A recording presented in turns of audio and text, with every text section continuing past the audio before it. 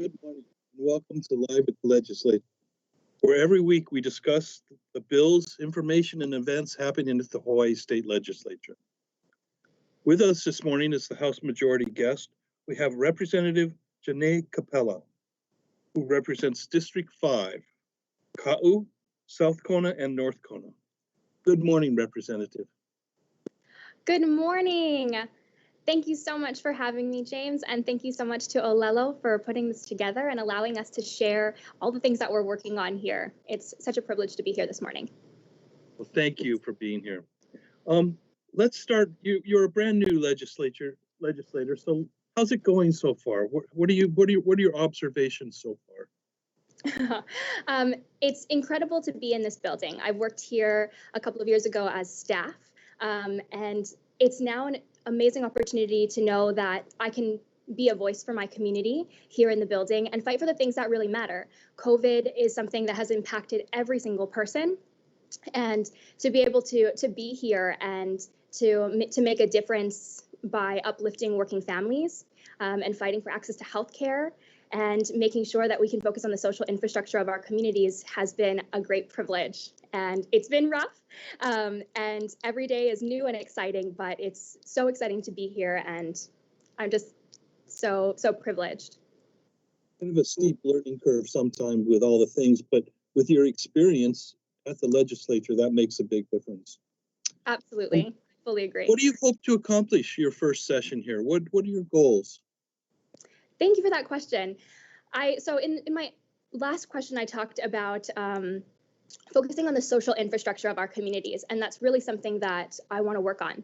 Right now, we have a starvation wage that is not helping working families, and we need to make sure that we're raising our minimum wage to a living wage of at least $17 an hour. We're in the era of coronavirus, and it's unconscionable that there are still people that are working in our state that don't have access to paid sick leave. So we need to make sure that we have paid sick leave and paid family leave so that people can take care of their keiki and their kupuna.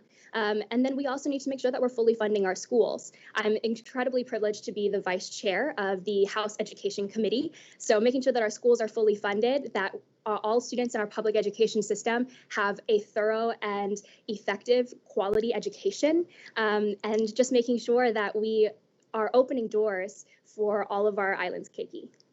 Yeah, those are good goals. Thank you. Let's narrow it down to your community a little bit. In Kona and Ka'u, what are the most important issues, I think, to the residents, to the communities there? I'd say that one of the biggest issues that we see in Kona, well, first and foremost, my district is very rural.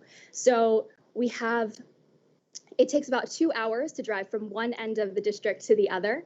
And because of that, we have this incredible need to be able to access healthcare.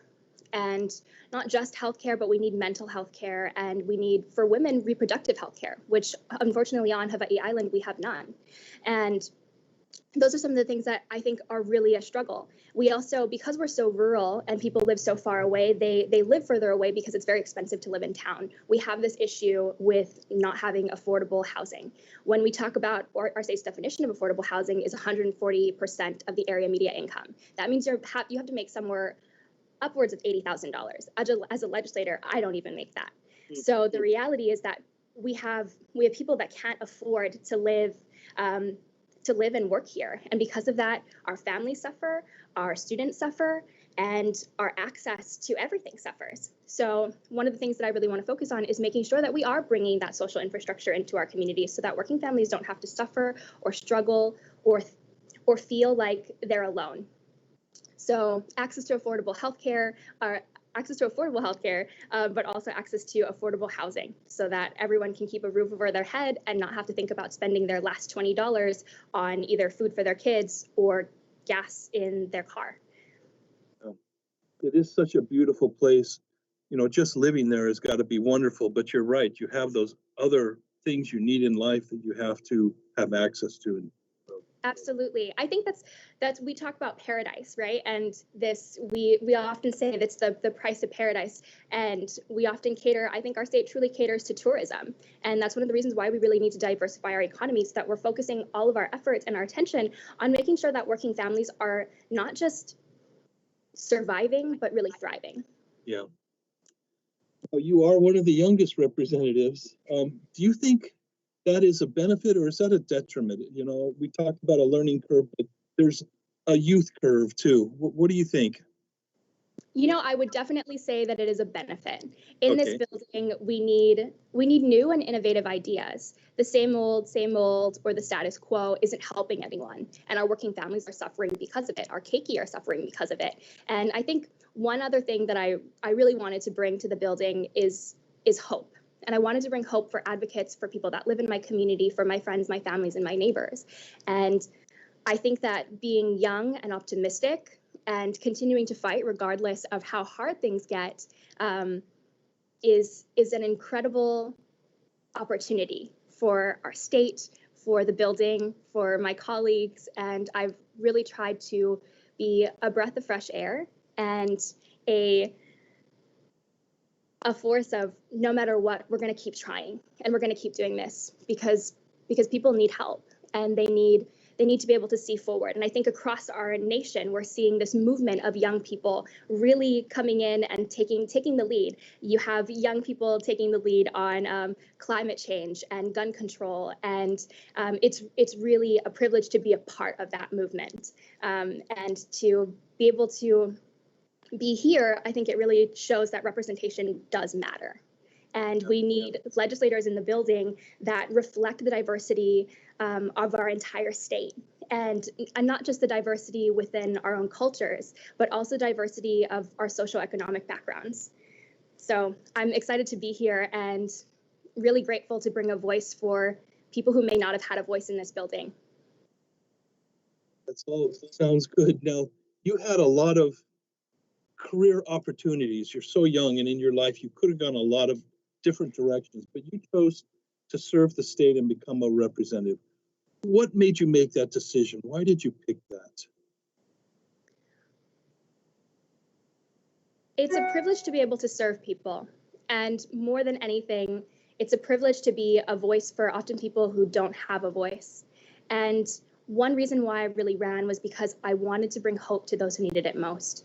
My family has worked incredibly hard and, like many across the state, is really just trying to survive. And I don't want that. I want all people to be able to thrive. And that's why I'm in this building, and that's why I'm going to continue to work hard, because Hawaii's people deserve better. We deserve a Hawaii that works for everyone. That sounds like a great goal there, right there. Well, we've about run out of time. I think we could talk all morning about this kind of stuff, and we didn't even mention Kona coffee, but thank you so much for being here today. We really appreciate it. Thank you for having me. Aloha. And we'll see you all next week on Live at the Legislature.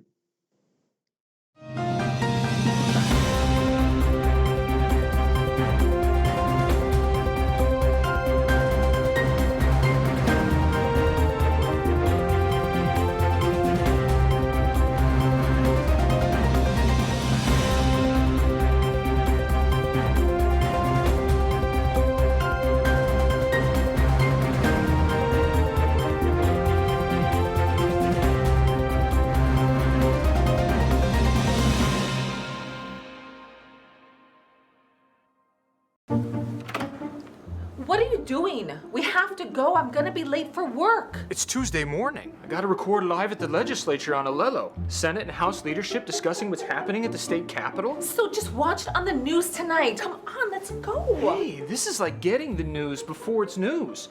If only I could get this remote to work. There. Can we go now? No DVR? No problem. Watch Wednesday evenings at 7 p.m. on Channel 49.